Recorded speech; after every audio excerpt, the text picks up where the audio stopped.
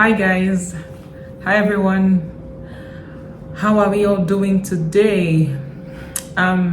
So I'm back today with another video. Welcome back to my channel.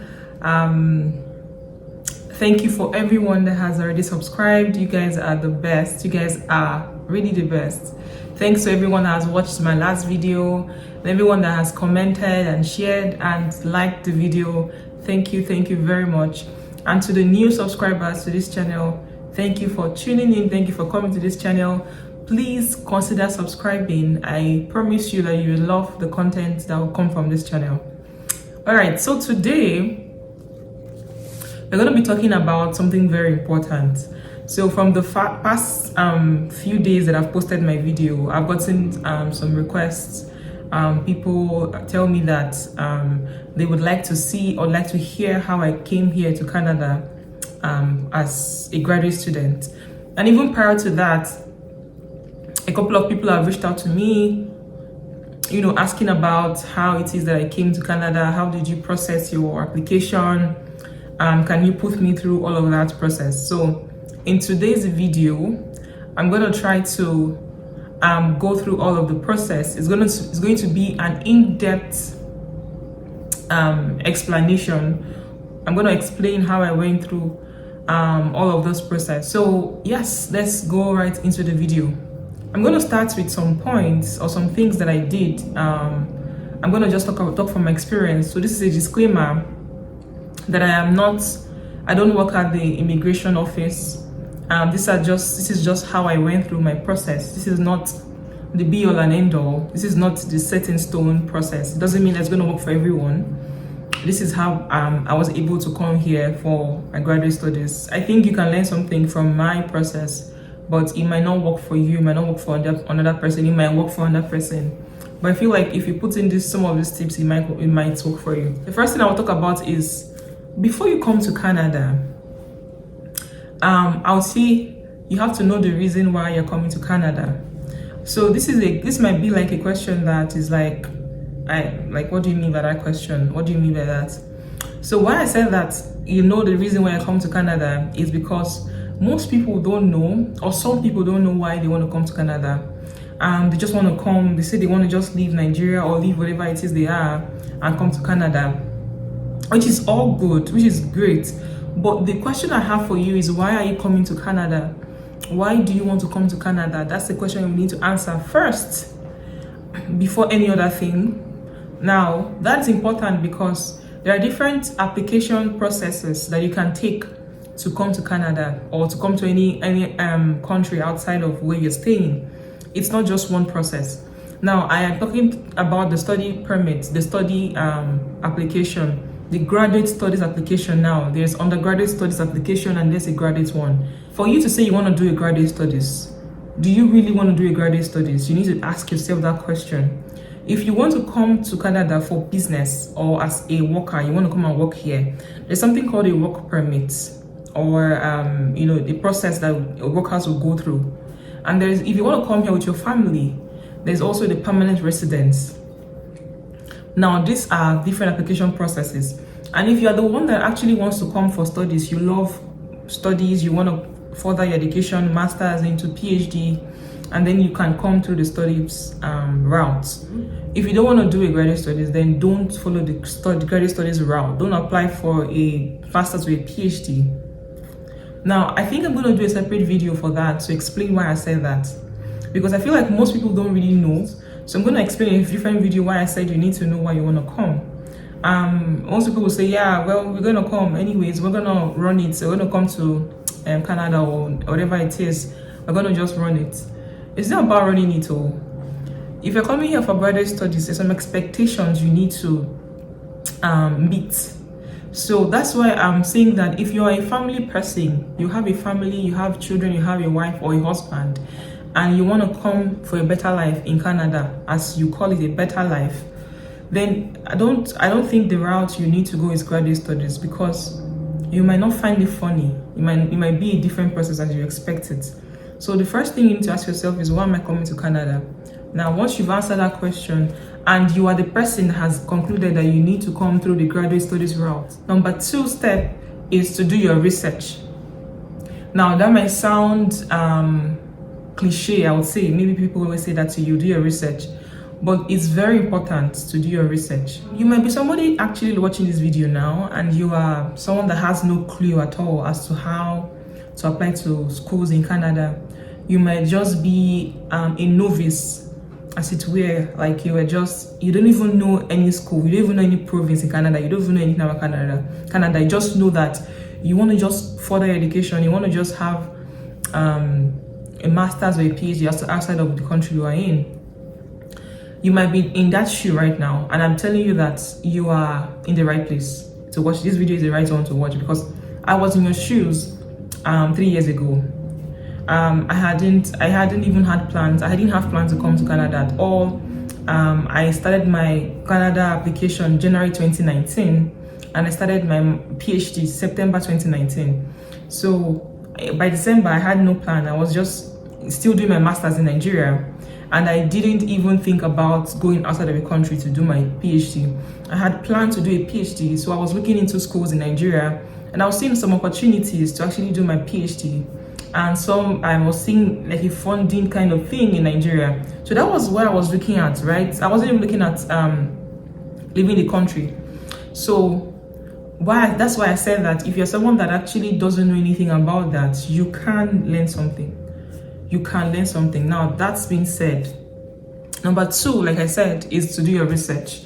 Now, first thing is, it might sound so easy and sound so silly, but some people they haven't even Googled anything. They've not checked online about anything, and they want to come to Canada.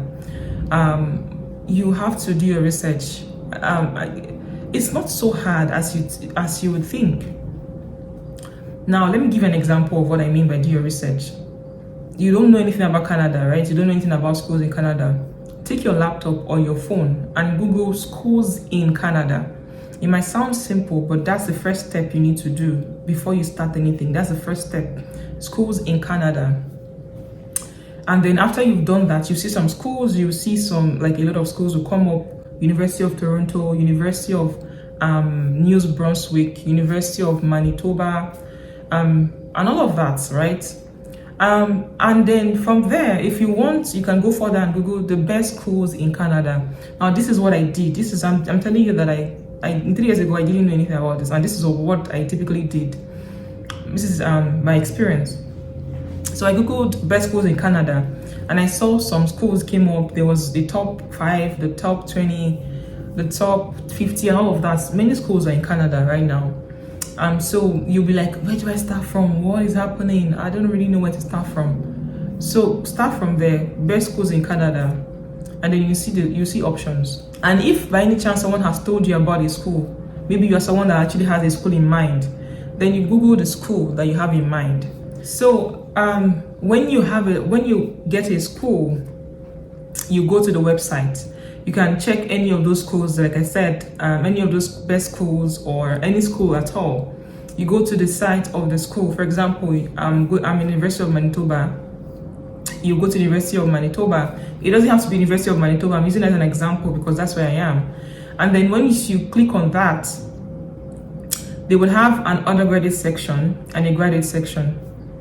The graduate section is what you want to go to, of course, because you're applying for your master's or a PhD. Number 3 is after you've gotten to the school website, you've identified a school that you want to apply to, you have to identify the course you want to do. Now, some people don't know the course they want to do, and that's a problem. You have to know the course you want to do, which program you want to do. You have a lot of programs. So the next thing you need to do after you have a course is to find an area of specialization. So now, this part kind of ties in with the course, because most courses or most departments, when I mean a course, I mean departments like Department of Biochemistry, Department of Physiology, all of that. You kind of have to know what you want to do, right? Apart from the course, you need to also know your areas of specialization. For example, I study cancer. I'm a cancer researcher. So my areas of specialization will be cancer. So this would kind of help me to have a broader horizon. Now, what I mean by that is that, for example, in a department, you would see that someone is doing cancer research and the person is in biochemistry department. Another person is doing cancer research and the person is in endocrinology, for example. And now all of this is, what I'm saying, they're all doing cancer research, but in a different department. And if you go there with just a mind of, I'm going to apply to biochemistry, you're going to miss out on all of these other, supervisors, as it were. So Googling or having an area of specialization would help you have a broader horizon, to help you open up your net to kind of catch more, more supervisors, see more what is out there, kind of. The fourth thing you need to do is that you need to get a supervisor. Now, I think most schools, I'm not sure, but I think most schools or some schools would require that a graduate student will have a supervisor before they can get an admission to the school. Now, this is important because your supervisor, number one, will be someone that would typically fund you. They would typically, it's just like giving you a scholarship. They would have a funding for you to do your PhD or your master's in that school. And number two is just for you to kind of have a bearing. So, for example, if you go to the school or if you apply to the school and you don't have a supervisor, it's going to be like the graduate studies department are going to be like, where are we going to put you? Who's going to supervise you, So you have to have a supervisor before you enter, before they can give you an admission to the school. Now, I'll do a separate video on how to get a supervisor, because that is a different process. Like, you have to have, I can give you some tips that I used on how to get a supervisor, the process, and all of that. So that will be a separate video. Watch out for that video. The next thing you need to do after getting a supervisor is that, by then, your supervisor would have spoken. The person would have typically, what would normally happen is that the supervisor would tell you that they can fund you. Like, they would have a funding, just like them paying you for a work. And then when you have that mindset, it's going to help you to navigate how you would speak to them, when you're applying to them, when you're finding a supervisor, how you would construct your email. You're going to have to portray yourself as someone that has a lot of values and a lot of things to offer them. And then they would, reach out to you. So like I said, I'll do a separate video to talk about how to construct an email, how to send in and send them, how to get their attention, basically. Now, assuming you've gotten a supervisor that is willing to supervise you, they've agreed to fund you, then the next thing is to now apply for admission. Now, because during the admission process, the school is going to ask you, at least for my school that I applied to, they asked me for my supervisor's name. They're going to ask you, do you have a supervisor? You're going to say yes. Which department? Of course, that's the department you apply through, right? And then they're going to ask for a letter of support from your supervisor. So that's why you need a supervisor, because there's always a letter of support. It's kind of like a recommendation letter, right, from your supervisor already in that school they're applying to. So after you've done your application, you've applied, you pay application fee, your admission fee for the school, then you wait for the time being, and then they give you a response. Now, typically for my school, admission opens, I think November, December-ish, and then they close admission, I think March. So you have to kind of know what you're doing. You have to kind of plan your time as to when to get a supervisor, when to apply for an admission, and when you're going to have to apply for a visa, because that's the next step.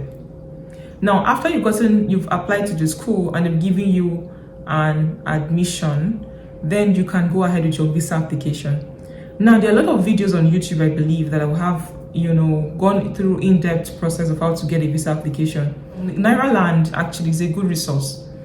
Nairaland is a good resource for you to go through the visa application. I wouldn't want to go in-depth into that, because I wouldn't say I have 100% knowledge of how that happens. Okay, yeah, so that's all for now, guys. Thank you for watching this video. I hope these tips they've been helpful. I hope they will help someone that is very lost on how to apply to schools in Canada. Look out for my next videos. I'm going to try to upload a video once a week, because as you know, I'm still a student, so I have to kind of work with that.